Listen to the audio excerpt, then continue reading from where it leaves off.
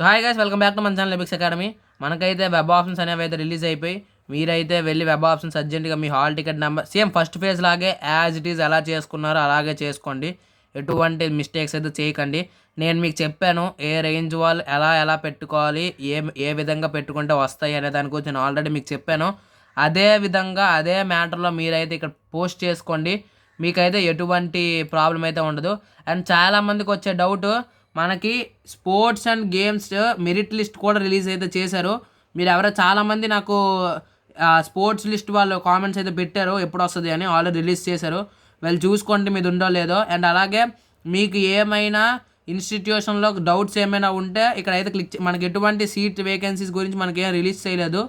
Just మీరు ఇక్కడ ఏ branches ఏమేమి ఉన్నాయి, హాస్టల్ ఫెసిలిటీ ఉందా లేదా అనే దాని గురించి అయితే ఇక చాలామంది హాస్టల్ లేదని మానేసిన వాళ్ళు ఉంటారు. కాబట్టి ఇక్కడ మీరు చూసుకోవచ్చు హాస్టల్ అవైలబిలిటీ ఉందా లేదా అనే విషయం గురించి, అండ్ బ్రాంచెస్ ఏ డేట్ ఉన్నాయి అనే దాని గురించి.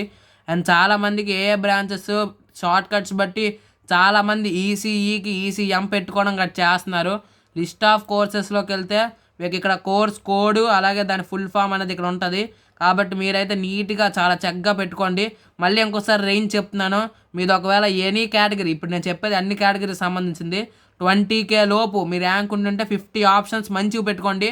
మీకైతే ఖచ్చితంగా ఒకటి తగులుతుంది. అండ్ మీ దగ్గరలో ఉన్న కాలేజెస్ని మోస్ట్ ప్రిఫర్ చేయండి, ఎందుకంటే లోకల్ రీజన్ ఎక్కువ అయితే పడుతుంది ఎఫెక్ట్ అనేది. అండ్ నెక్స్ట్ అలాగే మీది ఒకవేళ 50K అయితే మీరైతే ఒక 75 నుంచి 100 ఆప్షన్స్ పెట్టుకోవాలి. అండ్ అలాగే 50K అండ్ 75K 80K అలాగుంటే మీరైతే 100 నుంచి 150 ఆప్షన్స్ పెట్టుకోవాలి. ఆ తర్వాత అయితే మీరు అలాగా 50 పెంచుకోని వెళ్ళండి.